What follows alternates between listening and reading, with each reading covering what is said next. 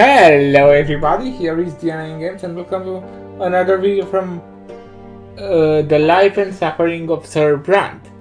Last time we actually finished the youth and now we're going to peaceful times as we return to Anizzote, our hometown.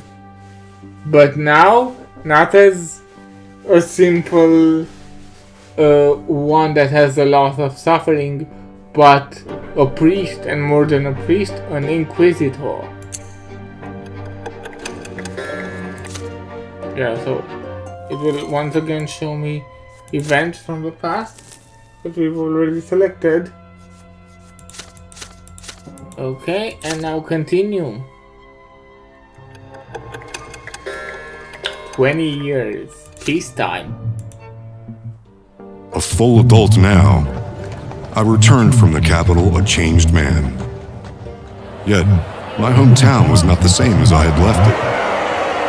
Fate had difficult times in store for all of us.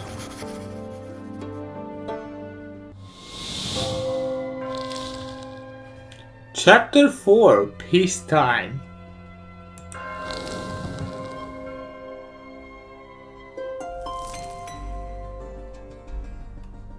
Homecoming. You and Jeanne are returning to Anizzote together. You listen to the spinning wheels of the carriage as it makes its way along the road. You see the land of Magra through the window, empty, desiccated by ancient magic. You are home, but you're no longer the boy who took this road to the capital 4 years ago. You are coming back a priest. Could your family ever have imagined that this would be the lot with which you would return? You will begin your service with the Inquisition in your home province. You will reunite with your family soon. Oh, plenty of events. Okay, so we can. Shadow of the wall, you follow Orlstrin path to the wheel until the very end.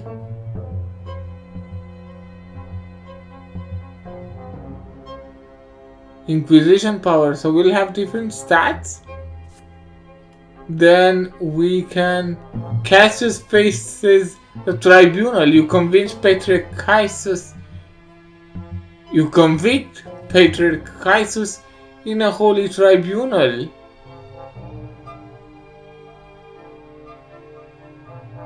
Collapse of the Inquisition. With your aid, the new believers force Patriarch Caesius from his sacred post. Tolerance of faith, evidence against Caesius. The new faith persecuted. All-powerful Urchin bends the city to his will. Inquisition power equals 10. Torch of the new faith. The new believers zealots exact vigilant justice against the enemies of their doctrine, and through death your earthly life is over. You will leave the world forever and face the judgment of the twins. Except through that or 4 deaths. Oh, we have more. Ennobled by the sword. The Brante family has become a hereditary dynasty of the nobles of the sword. Its status passed down from generation to generation. Or we can be favored by the overseer. The Brante family will become a hereditary dynasty of the sword, earning the favor of the overseer Gaius, Tempest, and a place at court. Or we can heir of the family. You succeed your elder brother Stefan as the heir of the Brante family. Or we can family falls apart. The Brante family is no more. Unity less than 2. Or we can, a family means the Brante family will become known through the city for its wealth. Or we can, mothers recover. Mother finds the strength to recover from a grave illness. Or we can, Robert adopts Gloria and she becomes a full-fledged Brante. Okay, then we can, the Brante by dishonored. The Brante name is dragged to the earth, never to recover. Or we can, the family at peace. You find a way to unite the Brante family and end all the strife at home. Unity more than 7. Stefan Brante killed in a duel. It's not happening. Stefan Brante secret plot not happening. Gloria secret plot not happening. Gloria betrothed not happening. United family still meant to happen. Evidence against Kaises. You now have irrefutable evidence of Caiaphas' apostasy, the key of bringing the patriarch down. We can right to defend the faith. The new believers now have the right to fight back and defend their belief. The law Tory ritual. You participate in the enigmatic ritual of a long dead race. Join liturgy clergy. We can, the Inquisition loses authority and respect in the province. The order is now too weak to make Caiaphas face the tribunal. Inquisition power less than 2. The new faith persecuted. The new faith faces ruthless persecution to Magra with no hope of reconciliation between the two doctrines.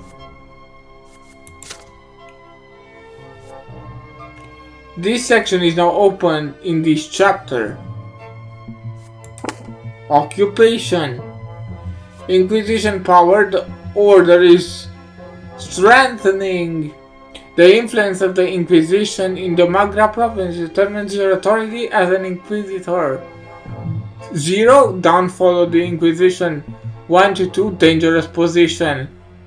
3 to 6. Order in strengthening. 7 to 9. Indisputable authority. 10. Tyranny of the Inquisition. Tolerance of the faith represents how many people of the province accept the new teaching about the twin gods. The higher tolerance it is, the harder it is for the Inquisition to suppress these teachings. 0. Reprisal against the new faith. 1 2. Persecution of dissent. 3 to 6. Surveillance of the faith. 7 to 9. Power of the new faith. 10. Religious riots. That's it. That's all we have for now. And now we are ready to continue.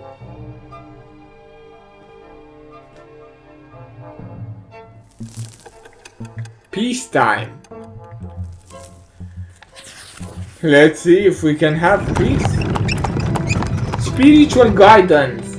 The air in the carriage is stuffy despite the blinding that shot out the sun. It will take time to get used to the heat again. The scorching days are followed by freezing nights. Such is the desert in winter time. Jeanne has changed drastically during her months away. You struggle to begin a conversation with her. In the end, she is the first to speak. It's time I told you of your mission in Anizzote, brother DNA. Then, why has the Inquisition decided to assign it to two recent seminary graduates? The Inquisition considered me sufficiently prepared for this mission, and I vouch for you. The mission that awaits us will take a long time to complete. I need somebody reliable by my side. Magra has grown relentless of late. The teaching of Fotis have taken roots there. The local priests reject their duty. They tell their congregation to seek their lot within themselves. They claim the teaching of the Saint Eustathius are lies. Don't they see they are marching straight to the foot of the pillar and dragging their flock along with them? But that's not all. The church received an anonymous letter denouncing Cassius, the patriarch of Magra, for enabling all manners of sects and heresies in the province and blaspheming against the gods. These reports must be investigated, and should we find proof of his guilt, we are to return Cassius from his post and defrock him. Needless to say, this will not be easy. Right now, Magra Inquisition is weak, respected neither by noble nor by clergy. Until they recognize our authority, they will be unlikely to obey us. Cassius has been patriarch of since Fotis' demise 5 years ago. He was elected unanimously at the secret conclave of Magra. He is beloved by his flock and respected by clergy. We have therefore been strongly advised to investigate this matter in secret. We must restore the authority of the Inquisition. Then, if Caiaphas is indeed guilty, we must find proof, and then and only then may we accuse him openly. The tribunal hearing against Patriarch Junius Diamond was a disgrace. What happened there must never be repeated in Magra. The church has entrusted Inquisitor Urchin with this case. We are expected to assist in his investigation however we can and help protect Anizzote against heresy. But I think we should be wary of him. Father Urchin is a ruthless man and zealous inquisitor, overzealous at times. They say he has burned entire villages to the ground for the sake of the true faith. We will do our utmost to restore the authority of the Inquisition, but I fear Urchin may be inclined to abuse his authority. Please, for our sake, be discreet around him. Either way, our mission will not be simple, but we will restore order in Magra. Let us eradicate every seed of heresy here and uproot the weeds of this new faith. The city that houses the silver tree must remain a symbol of true faith. Can I count on your support, DNA? Support Jeanne? She has your full support. Jeanne +1.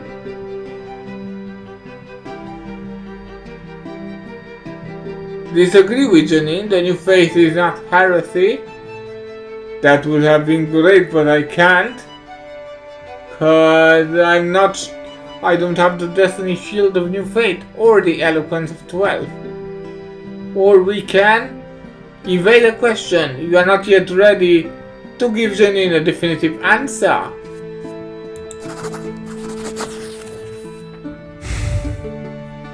You do not entirely agree with Jeanne, but you have no desire to argue with her. However, you are not willing to lie. You tell her that when it comes to purging false teaching and sects, bolstering the Inquisitor's authority, or investigating Patriarch Caiaphas, you will be there to aid her. However, you are not yet certain about Patriarch Fotis and his teachings. The new faith is powerful, and it would be a grave error to treat it as another sect. Jeanne slowly shakes her head in disapproval. I advise you to make up your mind on this matter. The fate of thousands in the hereafter may depend on it. Those who preach the new faith are guiding their flock straight to the foot of the pillar. Who is going to stop them if not us? Yes, willpower has been granted again. The wall of Anizzote finally appears on the horizon. You will see them all very soon. Father, mother, your sister, your brothers. You will tell them about your life in the capital and spend the night in your own room. You missed it so much in Eterna, and oh, how you missed your family. Coming home again at last. What a wonderful feeling.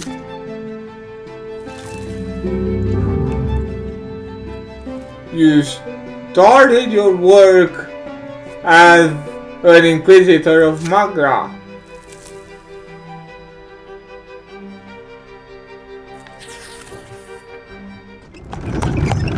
Homecoming. The carriage stops.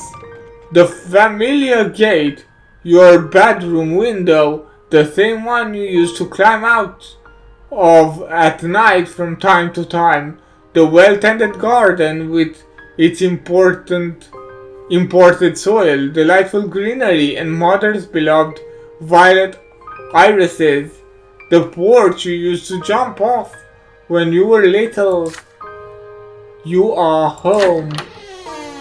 You touch the handle of the front door and halt for a moment. It has been 4 years since you left for Eterna, but it feels like yesterday. The air inside is cool, as usual. Father cannot stand the stuffy room and insists on constantly airing out the house. Nathan, shaggy head peeks out from behind the sitting room door. Your younger brother is the first to reach you, crying out with joy. He embraces you tightly. Nathan is now as tall as you are, and his hair almost reaches his shoulder, but he still has the same lost look in his eyes he had when he was a boy. You're finally back, DNA. Home just hasn't been the same without you. And look, you're wearing a cassock, a true priest. I'll never be one, unfortunately. I didn't get into the seminary. He stares at the ground guilty. You show him the prayer book you bought for him by the great temple of the twins back in the capital. May the light of the twins shine in your eyes forevermore, brother. Nathan clutches at the little prayer book and nods with gratitude. Mother walks out of the sitting room. Nathan runs to her and she leans on his arm as he leans her to you. He lands her to you. Mother's back is bent. She has grown pale and a thin web of wrinkles cover her face. She can barely stand unassisted. These are the troubling telltale signs of the illness your brother and sister mentioned in their letter from home. Slowly she embraces you. You press your face into her shoulder, breathing in the nearly forgotten, dearly beloved smell. Mother holds your shoulders and studies you for a long time. You have been away so long, my son, but it was all for a good reason. I am so very proud you choose to follow the priestly lot. Never in my wildest dream did I think my own son would bring the twins' teachings to the world and save our men's souls. To think I held you in these arms not so long ago. Mother arms are thinner now. They feel nearly weightless. Gloria walks up next. She is dressed in men's clothing, including clothes, frock, coat, and necktie with a massive pin.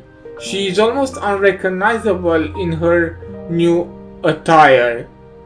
There are dark circles under her eyes, as though for a lack of sleep or frequent tears. Her first words to you are dripped with sarcasm. Well, hello there, my brother the priest. Can't say I expected that. You will be the one watching over our souls now, I suppose. You offer a composed response. You will always be ready to help Gloria if she finds herself in need of spiritual guidance. But you are not just a priest, you are also her brother. Gloria breaks into an involuntary smile. She finally lets her feelings show and embraces you. Loud footsteps echo down the stairs. Stefan appears. Your elder brother has grown taller and more broad-shouldered. You notice how harsh his features have become. He looks even more like grandfather now. Stefan greets you politely with a solemn nod. Greetings, brother. It is a shame you returned with a cassock rather than a sword, but at least you weren't left a commoner like our youngest brother. You may not have earned a noble lot, but your cause is important to the Empire. The Brante family welcomes you. As you say these words, you hear the door of the door to Father's office open. Father looks older. His back is hunched and he squints. There are deep lines around his mouth and silver threads in his dark hair and mustache. He stops a few steps away to examine you from head to toe. You meet his gaze. When I sent you off to the capital, I didn't expect you to return like this. But you have chosen your own path. I am saddened that you won't follow in my footsteps, but such is the will of the twins. I accept your decision. With a bit of hesitation, Father comes closer and pats you on the back. Well then, dinner time. Your mother has prepared a veritable feast for you. For the first time in years, the entire family is together. You can finally spend some time with another member of the family today. So we can find out how mother is doing, +1. You are concerned about mother's health. Ask Gloria about her life. You find out what has happened in your sister's life. Chat with Nathan. You spend some time with your younger brother. Talk with Stefan. You decide to discuss business with your older brother. Chat with Nathan, definitely.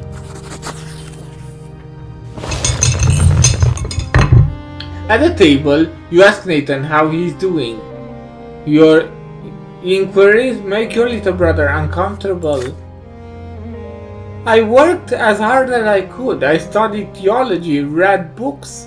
But during my examination at the ceremony, I started talking about something else entirely. I don't know what came over me.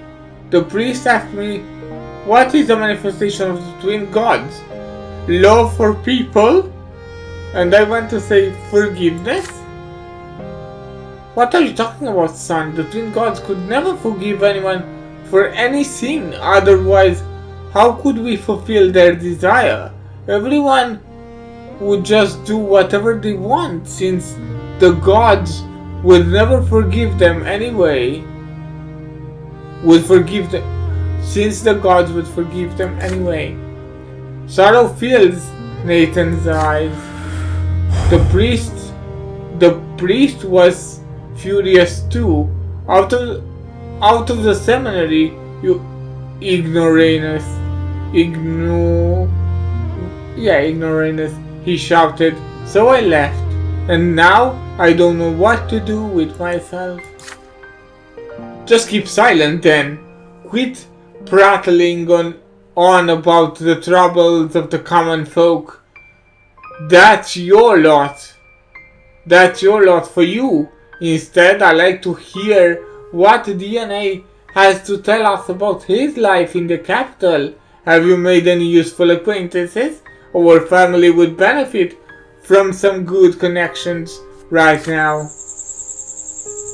You have to relate the 4 years you spent in Eterna. You resume a conversation with Nathan later at night. You sit together on the back porch away from the rest of the family. I'm glad someone cares about me, brother. You've always been there for me. It must be painful for you to see me grown up to be so useless. Oh man, I could never think like that about you. That's what I would answer. Things are bad for me. I try to at least look after mother. You can ask her questions, but her answers often do not make sense. She keeps falling silent in the middle of conversation like she did today. Her illness is consuming her. You know, if mother passes, she may not be reborn. I dread to think what will happen to father then, and Gloria.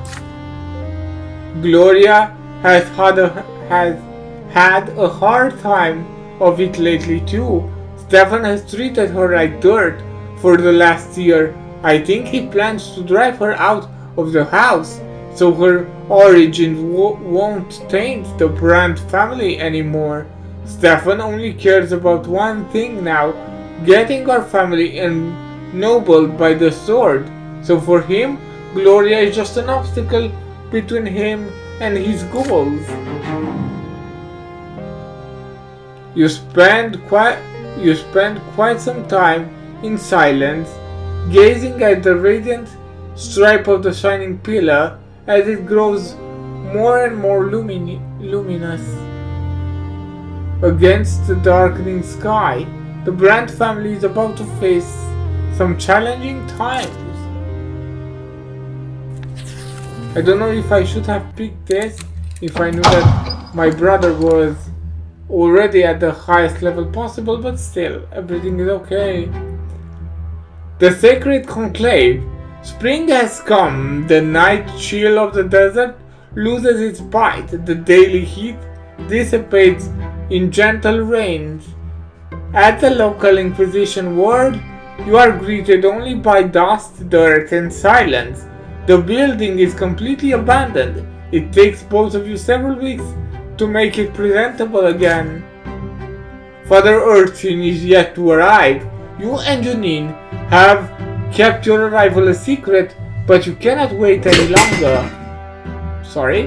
Today is the day that the Sacred Conclave must assemble in every province of the Empire. You will have to make your presence known to the brothers and sisters of the clergy and announce your mission to purge heresy and apostasy.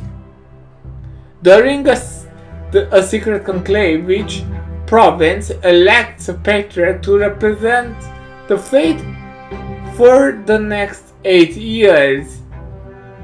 In the old days, every man and woman of the flock had to attend the conclave, but the tradition is long gone. Now only clergy have a say. A conclave day is a sacred day indeed. On this day, the twins themselves descend and reside within the temple of the Empire. They bear witness to the chosen patriarchs of each province, the holiest among equals, the men who will speak to the gods themselves on behalf of their flock. Kaisus assumed the patriarch after the tragic death of Patriarch Faustus and has not been presented to the twins yet. Nevertheless, there is no doubt Cassius will be elected by the clergy of Magna once again. The conclave is held by the silver tree. The last time you went there, you were just a boy. You were struck by the tree even then, but now you gaze at it through it. You gaze at it as though it were an old friend. As an inquisitor, you no longer need to touch the tree to feel the life beating within it. The square by the silver tree is rarely crowded, but today it is packed. All of the tree lots are represented here in ample numbers. The noble repose in soft chairs in the shade of the tents.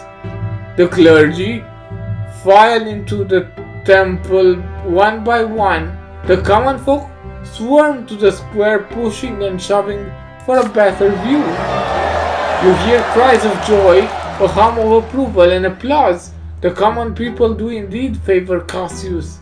You and Jeanne have to push through the crowd to reach the temple doors. Not even Eterna had crowds this big. I thought we'd be trampled for sure. Before entering the temple, you place your hand on the trunk of the tree. It is remarkably warm. At least one thing is still the same.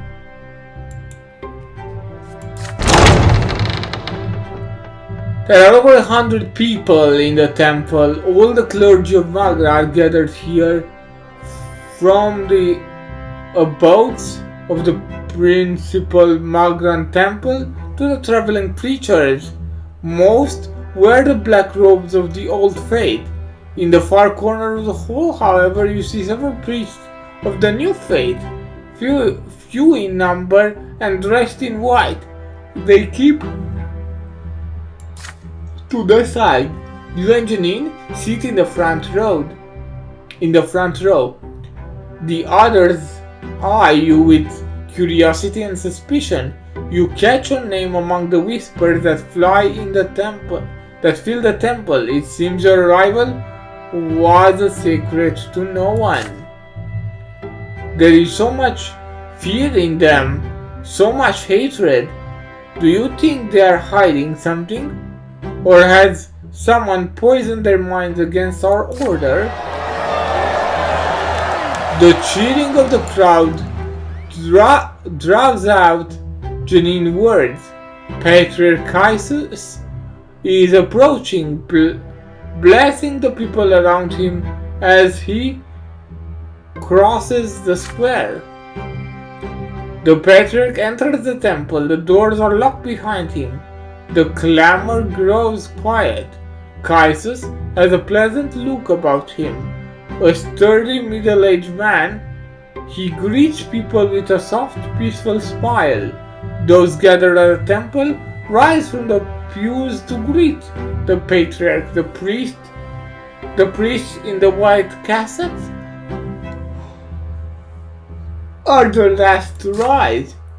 One of them, a priest of considerable age, catches your attention. You are struck by his clean-shaved face and the uncanny sharp look in his eyes. The trim of his cassock is embroidered with gold, and his hands rest upon a long staff to help him stand. That is Father Leonard.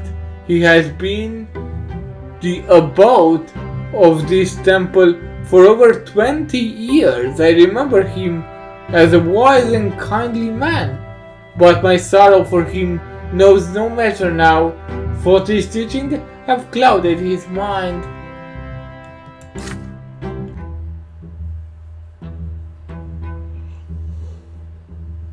The Patriarch greets the audience with a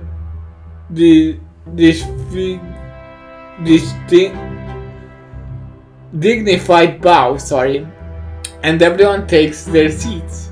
Cassius slowly ascends the stairs to the altar of the twins and kneels before them. Their the words of his prayer echo through the temple. So he kneels before their images. O heavenly lords, O givers of life, the younger, defender of the world, judge and counselor, the elder, the spirit of truth and loving, filling everything with his presence, we humbly abide by your law. By the 3 lots of Isatius, may the righteous achieve eternal bliss, and may the sinner suffer retribution without mercy. In your sight,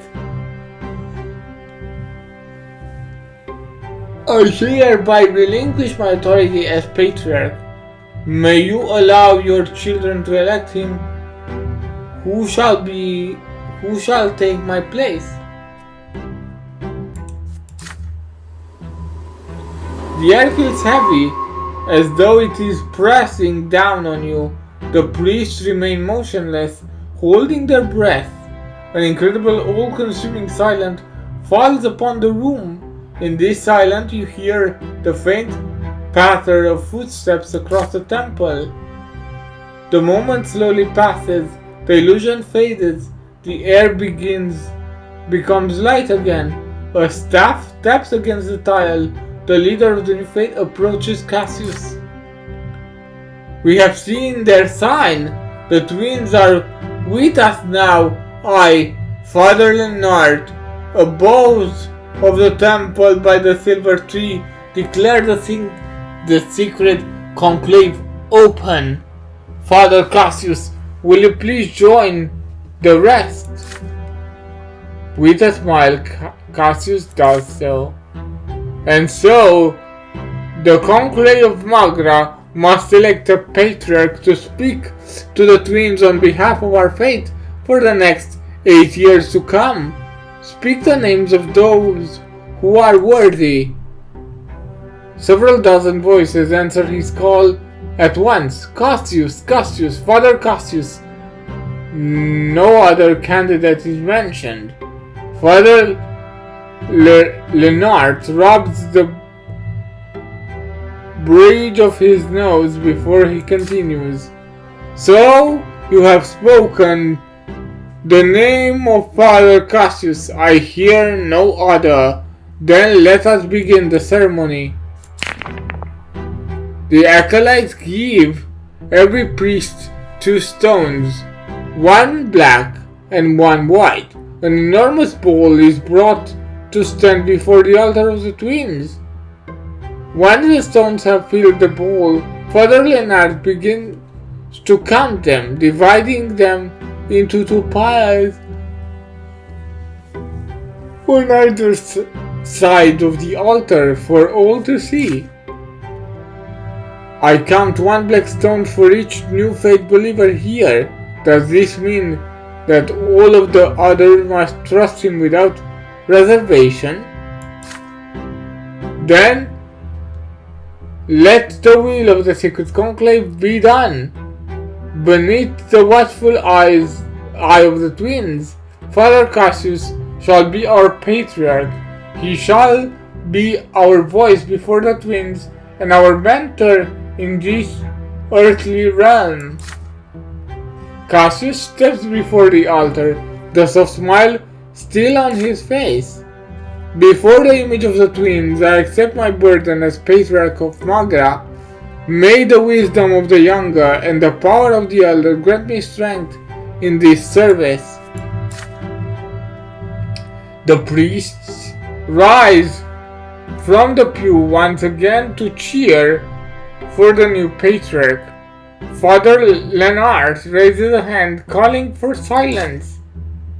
Brothers and sisters, this conclave is concluded, but before we exit the temple to announce the name of the new patriarch to the people, we must first hear the inquisitors who have come to our province. They will proclaim their mission so that each priest may relay their words to his or her parish. You and Jeanne take a step towards the altar, but an unexpected cracking sound startles those within the temple. The temple doors burst open. An armed squad marches into the hall. Champions of the faith, warriors of the order of the Inquisition. They are led by the inquisitor Urchin. He holds an edict sealed with 3 seals. Who dares violate the laws of the secret conclave? The doors of the temple must remain closed until a new patriarch has been elected.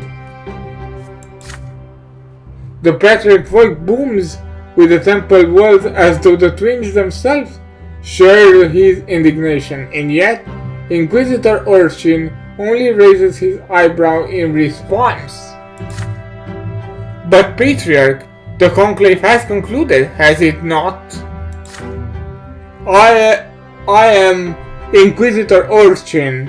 I have been sent by the order of the Inquisition to purge the last remnant of Jeanne Milandes' legacy from your province. Anyone insolent enough to stand in my way shall be granted an ally of the heretic and sentenced to true death. Ooh. You exchange a glance with Jeanne. Purging the dark legacy of Jeanne Milandes from the province may be a trump-up excuse, but it grants the Inquisition incredible authority. Here in Magra, it is all too easy to tie anything and anyone to the rebellious Duke. There are 2 other Inquisitors present here. I want their voices to be heard, not just by the member of the Conclave, but by the common people as well. The clergy of Magra often tends to ignore or utterly distort the will of the Inquisition. I am here to prevent this from happening. His words are met with indignant cries, but Father Urchin remains still, his piercing gaze transfixing Cassius, waiting for an answer. The Patriarch is perplexed at first, but he slowly begins to regain his composure as he recognizes the support he enjoys on the part of the clergy. You have no right to bring strife to this House of the Twins. Magra never required the attention of the Inquisition when I was its patriarch, and nothing has changed. Our congregation's faith is stronger than ever. The confidence in his voice grows. The other priest supports him with shouts of encouragement. Inquisition Urchin takes several steps towards Cassius. Those are powerful words, Patriarch. The order in the Inquisition wants to determine whether or not they are true. If they are, we'll leave Magra. Urchin gestures for you to come closer. But I have interrupted your speech, Inquisitors. Come, make your intention known. I am certain the people will give you their due attention now. Brother DNA, kindly address those who have gathered here today from the temple steps. You put Magra at ease.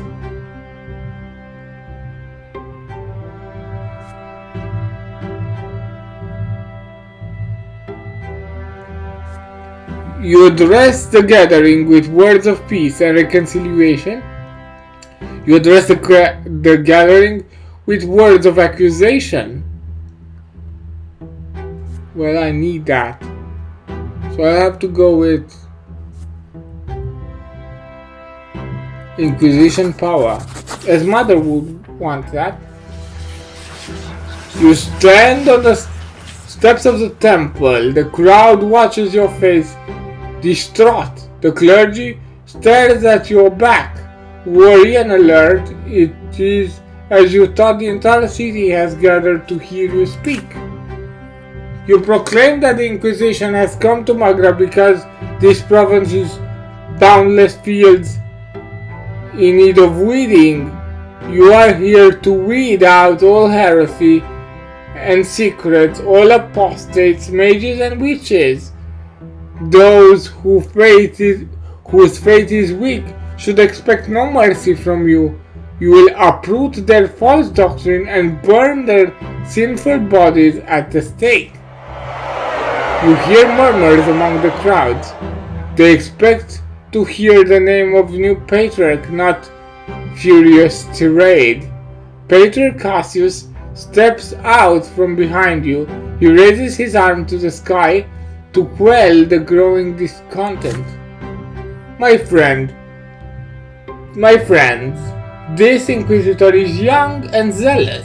His words may be harsh, but his intentions are laudable and virtuous. The order wishes to weed out heresy. Such is their calling, but we all know that we are free of sin. There are neither witches nor apostates among us. And now, good inquisitors, excuse me while I announce the conclusion of the conclave to my flock. You breathe a sigh of relief. Only when you return to the Inquisition ward, both Jeanne and Urchin are clearly pleased with your speech. I was told to act as your mentor. The first thing I will tell you is this: always remain just as resolute and steadfast as you were today. We are the servant of the twins. We are their shield, their sword of punishment. Remember this and cast away all fears and indecisions. Inquisitor Brante, you reminded the sinners of Magra that retribution is inevitable. Every man, woman, and woman in this province should know that the Inquisition will pursue all heresy relentless. There is no punishment we cannot employ to crush the apostates. You two will handle the affair of the order while I investigate the patriarch scheme. Dismissed. Jeanne +1, Father Urchin +1, and we are still, the order is strengthening. Also, still tarnished honor. The clergy re-elected Cassius as the patriarch of Magra.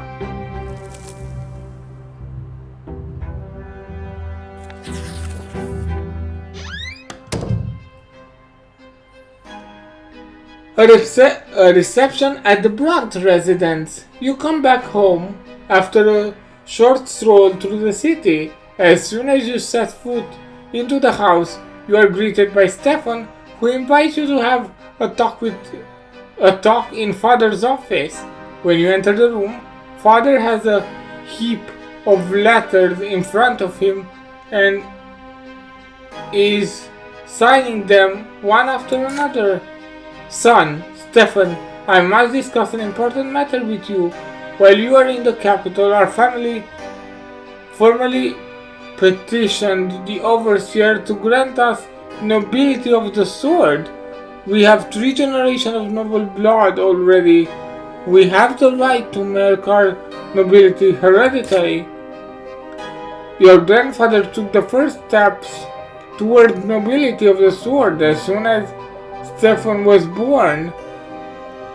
And now we are on the brink of becoming an Elbrantz. If Overseer Gaius Tempest and the nobles of the province deem us worthy, will receive a hereditary title. All nobles of Brant's family will remain nobles forever, as will their descendants.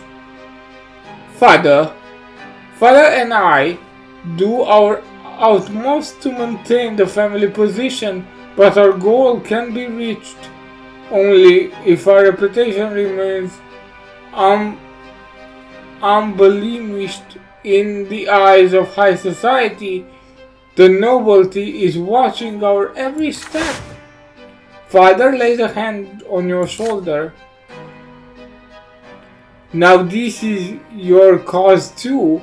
The future of our family depends on it. We have an estimable reputation and wealth. Everyone bearing the name of Brante affects it. Remember that with every action you take, DNA. You will have to appear before Anizzote High Society. We are going to host a reception for the nobility at our house soon. You must uphold the honor of our family, brother. You will relate the news from Eterna to our guests and present yourself in a favorable light. With Stefan at the helm, the entire family spends a full week preparing for the majestic reception. The house is flooded with decorations and new tableware. Delicacies are cooking in the kitchen round the clock, and the napkins now bear the embroidered oak branch in chairs, the Brante family crest. Gloria is the only one to neglect the common cause. Were it up to me, I wouldn't be seen at this hypocritical gathering, but I don't want to let Sir Robert down. He is the only reason I plan to stay for the event. The evening of the reception has come. Dignified conversation and the clinking of glasses fill the house. Among your guests are many high-born, powerful people. Your father and Stefan dance from guest to guest, making sure no one is overlooked. Young DNA, how splendid to see you! So what was your time in the capital like? You exchanged pleasantries with a high-placed relative. Meanwhile, Gloria and Mother spent the evening on the settee by the wall without drawing any attention. Neither your father nor your elder brother introduced them to the noble guests. Still, one of the guests, a young nobleman of the sword named Jose El Pelletier, keeps staring at Gloria in fascination. Your sister averts her eyes, bemused. Lady Gloria, you are the true gem of the evening. You look so marvelously darling. I haven't seen your like even in the capital. When you walk past Gloria, you hear her hurried whispers. DNA, please, talk to me. This Sir El Pelletier keeps following me. I feel uneasy. What does he want from me? I'm just a lowly commoner. Come with me to the other side of the room, although I'll probably still stand out among all those refined nobles. Look, it's Durante. It's Durante the painter. I wonder what's brought him so far from the capital. It would be fabulous if he could paint our family portrait. We should all be carved together. We are one big family after all. Wine glasses in hand, you cast a look across the crowded room. It is time to choose who will you spend the evening.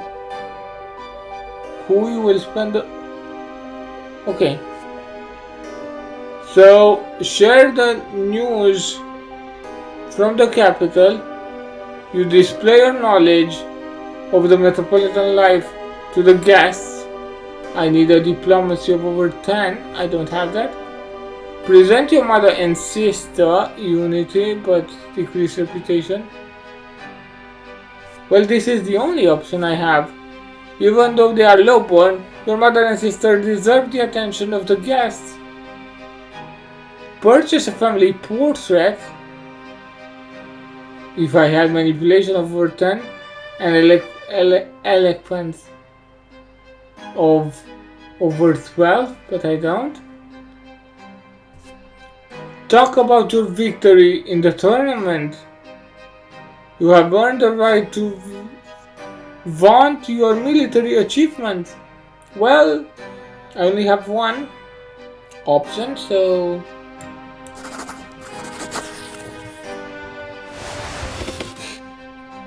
you take your mother and sister by the arm and lead them in the middle of the room. You ask if you can have everyone's attention for a moment in order to present the hostesses of the event. May I present Lydia Brante, wife of Sir Robert, and her daughter Gloria? The guests avert their gazes in confusion. Mother bows with difficulty in response, while Gloria supports her by her shoulder.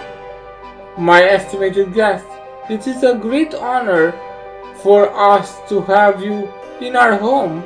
Although we are not all of the noble descent, the Brante family will always strive to give you the welcome you deserve. Father, dumbfounded, walks up to Mother and takes her hand. You order the musicians to start playing. Father has no choice but to dance with his wife. The guests whisper disdainfully to one another but maintain decorum and join the dance. Stefan furiously rushes up to you. How dare you! You are not a child anymore, Jeanne.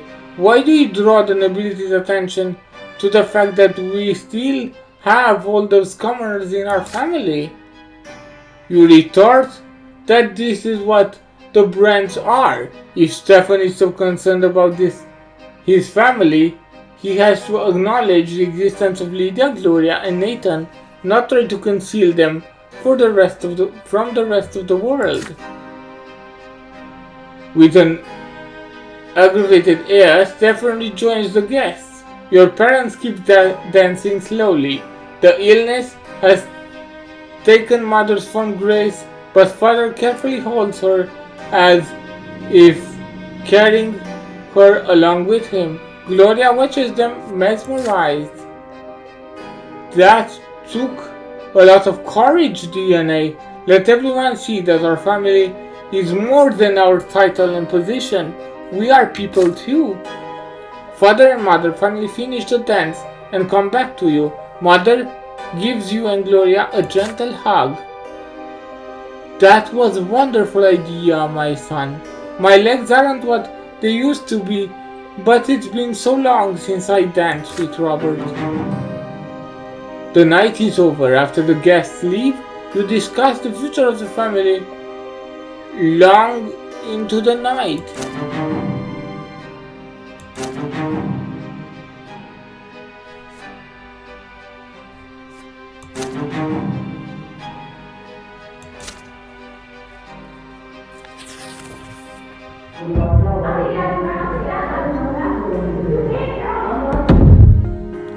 A rock and a hard place. The Brante home has been uneasy for several months now, with Father traveling all over the province for his judicial duties. The animosity between Stefan and Gloria has grown into full-blown feud. Your elder brother tries to use his position as heir to keep his sister in check and make her behave in accordance with her estate. Gloria repudiates his authority. Their fights rock the house on a daily basis. Eventually, after returning from his last street, Father gathers Stefan, Gloria, Nathan, and you in the office. His somber look portends difficult conversation.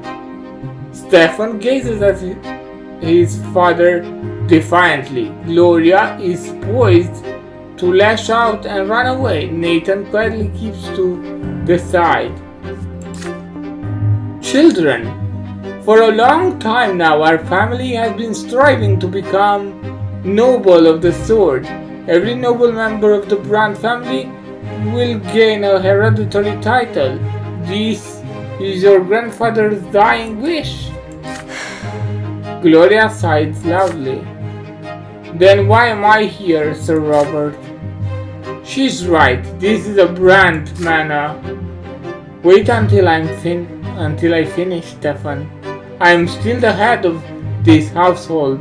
If you are truly so concerned about honor, show your father some respect. It can't be helped. Not all of us are noble, but now we must be united as never before. We must work together to protect the reputation and wealth of this family. But you, Stefan, perpetually humiliating Gloria? Father, all I'm trying to do is put her in her place. You know perfectly well the consequences of any attention Gloria might attract. Our every step is observed. The nobles will make pariahs of our family for all eternity if they remember Gloria's filthy origin and your reckless marriage to Lydia. Father turns red in the face, but with considerable effort he remains composed. That is so. Our grandfather did everything in his power to remedy your mistake. Please, Father, do not repeat them. Gloria speaks up. I'm just trying to leave, Sir Robert, but Stefan wants to lock me in a cage so nobody will ever lay eyes on me. That's not it at all. You are a lowborn, but you don't live by your own laws. You do whatever takes your fancy. You're constantly grumbling about the order of things. Did you know, Father, that she defied all prohibitions by continuing to write poetry? As far as you are concerned, anyone who contradicts you is an insurgent. When will you grasp the idea that you may not argue with a nobleman? I am the heir of this family, and my word is your law. Purple with rage, Father slams his fist on the table. It is rare to see him so furious. Both your elder brother and sister instantly fall silent. Frightened, Nathan shrieks into a corner. Hold your tongue, both of you. Let DNA speak. He has witnessed your quarrels. He should know best which of you is right. Side with Stefan. Gloria must stop bringing shame to your family by defying her lot. Defend Gloria. Stefan should give Gloria some respect. She is a member of your family too. Send Gloria to Valona. You persuade Gloria to go on a trip somewhere far away from Stefan. This will help them bury the hatch. Appeal to Nathan. Your younger brother's word will help you settle the dispute.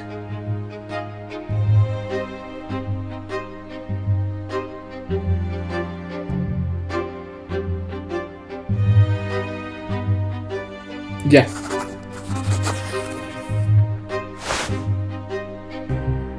To everyone's surprise, you turn to Nathan. He meets you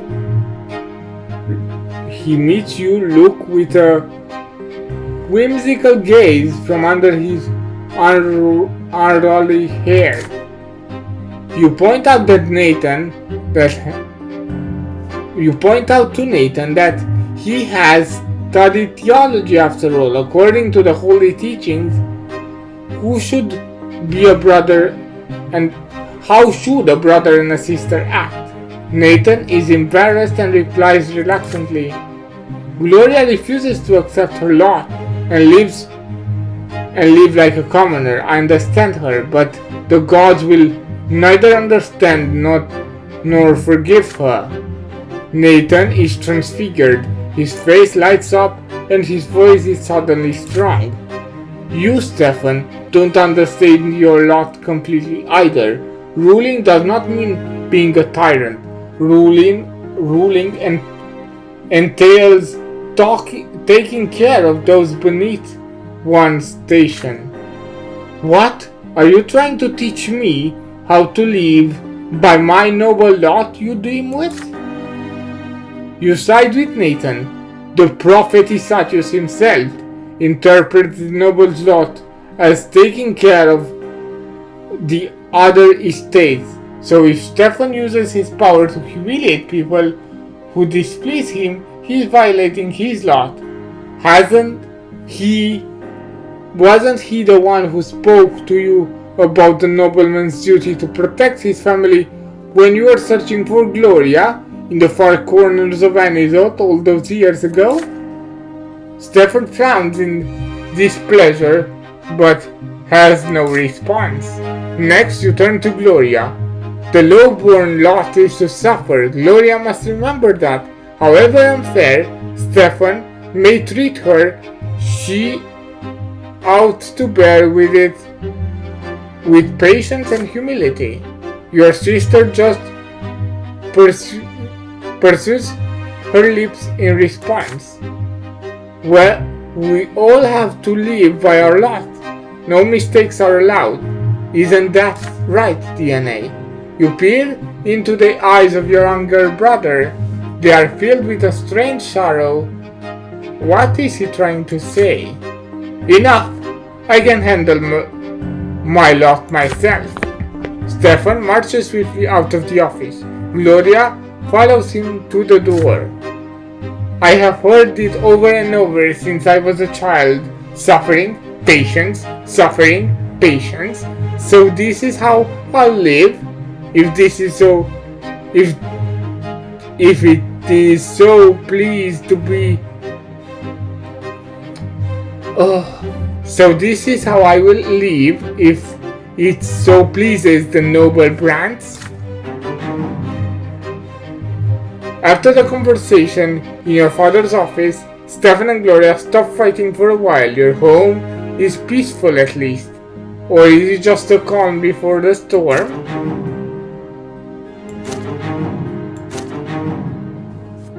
Well, we are almost in harmony, everyone. And we reach the prophet status.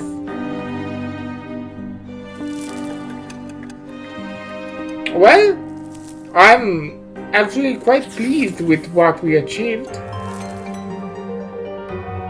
We dedicated way too much time to our younger brother, but I hope it was for the best. So this will be all for today. I have been Jeanne Games. Don't forget to like and subscribe if you enjoyed the video. Feel free to comment and I'll see you on the next one. But until then, have some great days. Bye.